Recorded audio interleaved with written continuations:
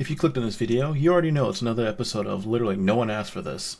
This time, involving Bambi. No, not that Bambi. Why would you even... That Bambi.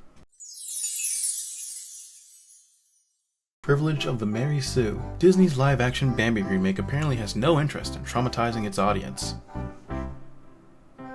You knew this is where we were going, because apparently we can't avoid finding something else to throw into the dumpster heap of nonsense. Granted, I would say Disney was probably slightly ingenious with this one, because I actually forgot that Bambi existed. They managed to drudge up something to make a remake out of that even I hadn't thought of at this point. But I can't say that's a good thing, I guess. Lindsay Anderson Beer, a former scribe with the upcoming remake, was aware of this.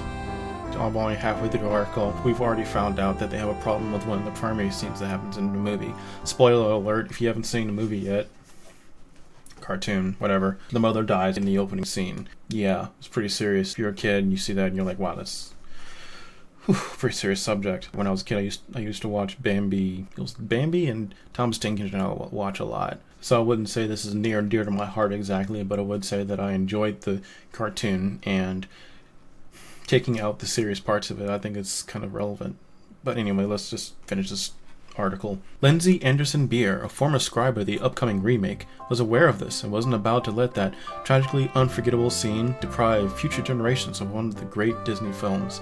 In a recent interview with Collider, Anderson Beer revealed that during the time she was still working on Bambi before Pet Sematary Bloodlines, I don't know what that is, don't care, didn't ask, demanded her full attention, she and the rest of the writers were all in on figuring out a workaround for the 1942 film's opening scene, suggesting that finding a way to properly replace it with something more kid-friendly in the remake would help to elevate the original and welcome more new audiences than usual. She told them not to spoil the plot, but there's a treatment of the mom dying that I think some parents these days are more sensitive about than they were in the past, and I think that's one of the reasons that they haven't shown it to their children. I do think there is a way to update Bambi, and our take on it did give a little bit more scope to it. And I just think that to be able to bring it to life for kids these days in a way that maybe they relate to a little bit more would be of service to the original. So you're saying to be of service to the original is to take out one of the primary plot points. I can't even keep a straight face. Hey, Song Eternal, we're going to make a mannequin in your likeness. Oh, really? I really appreciate that. I don't know why you do that, but okay. Anyway, cool. What do you plan to do? Oh, yes, we plan to replace your face. Oh, and you're Mexican now. Yeah, see, that doesn't make any sense, does it? When I was growing up, I didn't realize that Bambi was one of those propaganda films that was supposed to say, oh no, killing deer bad, burning forest bad, stuff like that. But it was still a good cartoon, and I'd watch it again now, actually, if I felt like it. I thought it was an interesting cartoon. And knowing the propaganda that's in it now, like, it's still a good cartoon, and it still deals with the subjects that are serious. It's a young deer losing a mother and growing up. That's what it's about. It's about a deer growing up. And if you remove the growing up part, what's the point? Oh, it's more relatable. It's more relatable that children these days don't grow up. Again, I can't keep a straight face. Yes, I love relating to things that make my children dumber. I'm not sure if the problem here is the children need to remain dumb or the parents dumb. Actually, this part won't make the cut. Wait, this is live action, I just realized. Does that mean we have to live with the abomination of live-action animals? No, God! No, God, please, no! No! No! No! Apparently, The Lion King wasn't enough. They spent all this money on the technology to make Lion King, so they're like, we gotta find another all-animal movie somehow to justify our waste of money, because clearly just having it as a tax write-off isn't going to be enough. What other movies are there out there? Well, let's see. Bambi. Stop, you already used that joke. Stop it. It's not funny. It wasn't funny the first time. But yeah, seeing what Disney has done so far on these shows does not bring me very much eagerness. Let's hope perhaps this one will die on the vine or die in a fire. I'd kill myself.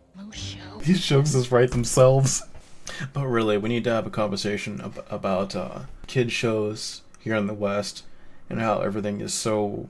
What did I say? Fan service? I think actually fan service does kind of actually qualify here, because you're giving the child colors and just cute, pretty things, and you're not touching on any actual deep topics.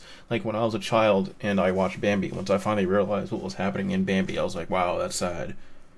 But it wasn't like, oh my goodness, my parents now have to protect me from Bambi because sad thing happened. No, it was, hey, here's a sad thing.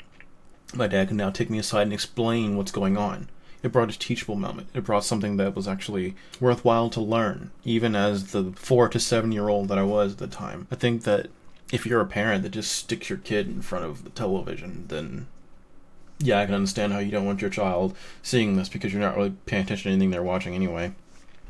Maybe you want them just to watch a fire hose of just cutesy content that doesn't have any meaning or purpose.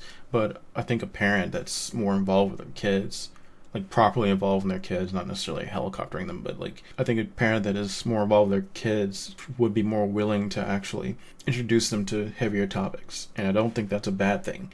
And I think that the fact that we now have to come through years later as a more advanced society and now remove the advanced part of learning from children because we're better now, and because we're better we now can't explain harder things to it doesn't make any sense. No, but like if our society is supposed to be more advanced than it was in 1942, then why is it now harder to have these conversations with our children? I think that very existence of that question proves the point that we're not actually more advanced and we're actually going backwards. Coming to terms with death as a child is something that has to happen, because as a child, newsflash, you have to grow up. Like I know that's hard for a lot of teenagers to understand nowadays, but you actually have to grow up. You have to actually assume responsibility. You have to realize there are consequences for your actions, and you have to realize that sometimes things just happen. There's nothing you can do about it. And removing what I think is a teachable moment from what I believe is just a straight up propaganda eco film, don't do it. Like I don't even agree with the basic premise of the film ideologically, but I recognize there's something valuable about some of the lessons that were there. So why not just, if you're gonna copy the stupid thing, just copy it into live action? But no, we can't do that.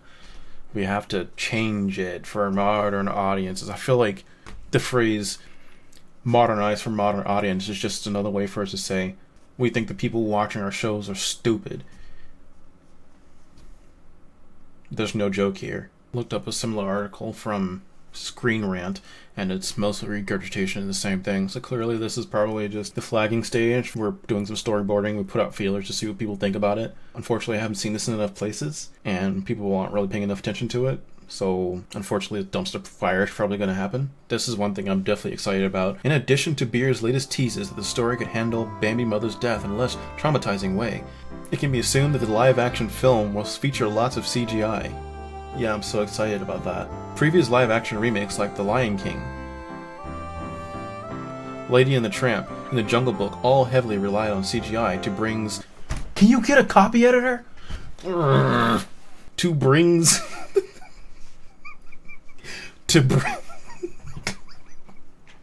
all heavily relied on CGI to brings its world and its characters to life. And given that, why is the comma after the and? Oh my goodness, jeez, these people, who wrote this? About the author, Ryan Northrop. Go to school. And its characters to life, and given that the main characters of Bambi are all talking animals, the upcoming remake will probably adopt this same approach. As for the film's cast, it's still far too early to say, but previous remakes have featured some impressive talent, including voice-only roles. Many of Disney's live-action remakes have caught flack from critics for not doing enough to justify their existence over the animated originals. Oh, I can't wonder why. A criticism that the live-action Little Mermaid mostly seems to have avoided.